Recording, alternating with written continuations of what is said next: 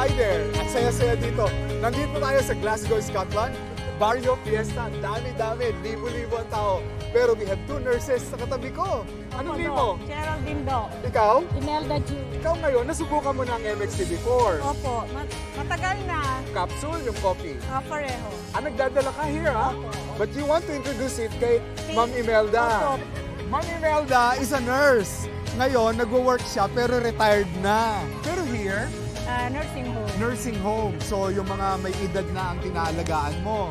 And we don't want na siyempre magkaroon ng sakit tulad ng mga nandun, ano? And that is why gustong introduce sa'yo yung MX3. At saka wala kang maintenance, right? Wala po. So, yan ang maganda sa'yo, yung ating MX3 capsule, 500 mg. Alam mo, you can take it as your vitamin.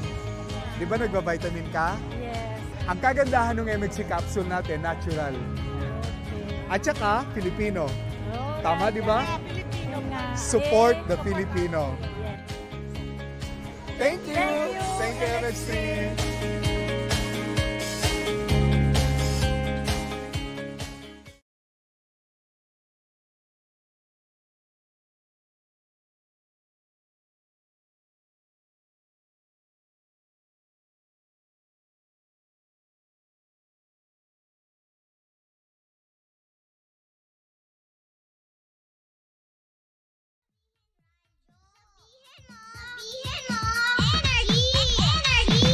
Lihim ng liham.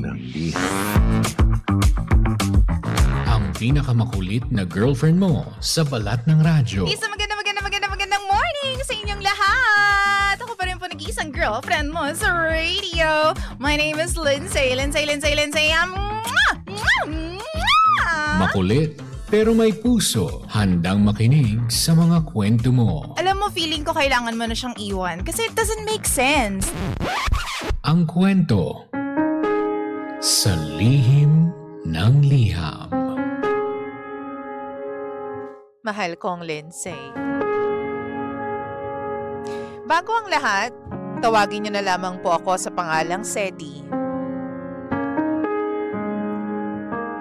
DJ Lindsay, gusto ko lamang po kayong tanungin tungkol dito sa sitwasyon ko. Meron po akong boyfriend and we were together na for 4 years. Nag-break. Pero ngayon, going strong naman po sa tingin ko. Kung susumahin po, almost 5 years na po kaming together. Our relationship was a roller coaster of emotions. At sa dami po ng pinagdaanan namin, sa tingin ko, kami na naman talaga hanggang sa huli.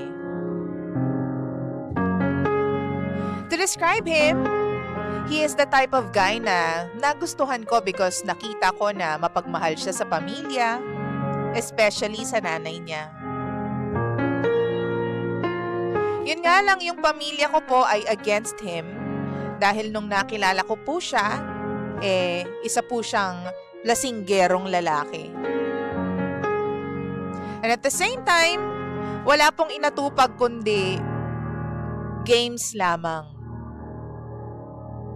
In short, para sa kanila, walang patutunguhan ang buhay ng napili kong lalaki. Pero hindi ko nakita yun. Nung naging kami, pinursu niya ako.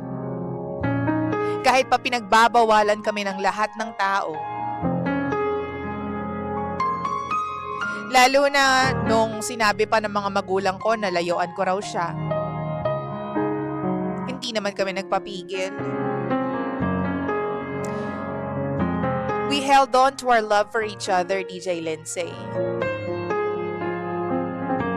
Isa pa, noon kasi, kapag pinipigilan akong kitain siya, mas lalo akong nagpupursige. Nagpupumilit ako. Nung time na yun kasi, nag-aaral pa lang ako para matapos po yung kurso ko. Siya naman, ganun din. 1 year po kasi siyang napahinto dahil nga wala silang budget. Kaya nung nagkaroon siya ng tsansa, sabi niya tatapusin niya raw yung pag-aaral niya. Pero ang ending, hindi na po natapos dahil nag-focus siya sa pagiging basketball player niya. Ang hindi ko lamang po maintindihan is, parang habang tumatagal, nagbabago ang ugali niya towards me. There would be times na hindi na niya ako mini-message, pero alam ko naman na online siya. Siyempre, mag-aalala po ako. The next day, malalaman ko na lamang na nakikipag-inuman pala siya. Wala naman sanang problema sa akin eh. Pero kasi, bakit hindi man lang siya magsabi? Meron ka one time, DJ Lindsay, hindi ko talaga napigilan yung sarili ko. Pinuntahan ko siya doon sa inuman. Ang pangit tingnan, 'di ba? Pero kasi hindi ko na napigilan yung sarili ko eh. Nauna yung galit ko at yung emosyon. Wala rin naman siyang choice. Di inamin niya na lang na nung isang araw pa lang sila nagiinuman. At ang pinaka nakakainis pa dito, meron pong mga babaeng kasama. Yung isa, katrabaho niya raw. Napataas ang kilay ko dahil nung makita ko yung babae, nararamdaman kong hindi lang siya basta-basta katrabaho. Pero todo deny yung boyfriend ko. Ang sabi, may anak na raw yun. Sabi ko naman, so what? Basta hindi ko po alam kung anong nangyari sa kanilang dalawa. Hindi ko rin po alam kung anong SOCMED accounts ng babae. Pero nung gabi na yon, nag-away lang kami and after that, nilet go ko na. Pero hindi pa pala doon nagtatapos ang lahat. Kasi one time, DJ Lindsay, nakita ko na merong post na nakatag sa kanya. Hindi ko alam kung ba't hindi niya ina-accept yung post. Pero dahil nga magaling akong mag-imbestiga, nakita ko. Merong ibang babae. Take note, iba na naman. Nakita ko na madalas silang magkadikit sa pictures. At marami po ang photos na yon. So, eto na naman ako. Tinanong ko siya. Sabi ko, sino tong babaeng to? Masyado naman yata kayong kampante sa isa't isa. Ang close nyo. Alam mo, DJ Lindsay, hindi naman ako natural na selosa. Pero simula nun, hindi ko na po napigilan yung sarili ko na maparanoid. Ang sabi niya naman this time is, engaged na raw yung babae na yon. Pinilit ko pa rin intindihin, DJ Lindsay. Pero habang tumatagal, napapansin ko na sunod-sunod na yung inuman nila ng mga kaibigan niya. Nakikita ko sa mga post ng friends niya, pero siya walang ina-upload. Sabi ko, sige, okay lang. Doon na po ako nagsimulang mag-isip. Kasi hindi ko alam kung anong nangyayari sa mga inuman na yon. At kung bakit palagi silang nagiinuman. Ano bang meron? Palagi bang may birthday? May okasyon? Nung kinumpronta ko siya tungkol dito, medyo naglaylo siya. Binawasan niya na po yung mga alis and stuff. Pero ang pinagtataka ko lang po, bakit ni minsan, hindi niya ako sinama sa mga alis niya? Never niya rin ako formally pinakilala sa mga kaibigan o sa mga katrabaho niya.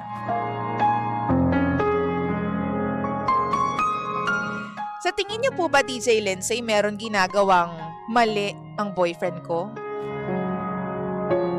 Sa tingin niyo po ba may tinatago siya sa akin? O baka naman ako yung tinatago niya? Mahal ko po yung boyfriend ko, DJ Lindsay. Pero ano po bang dapat kong gawin? Am I being too emotional? Nag-open up po ako sa kanya many times. Pero ang sabi niya sa akin, intindihin ko lang daw siya. Intindihin saan? Mahal ko po siya pero unti-unti na pong nawawala yung gana ko sa relasyon namin. Ano po bang kailangan kong gawin? Tulungan niyo po ako. Muli, ako si Sedi. At ito ang lihim ng aking liham.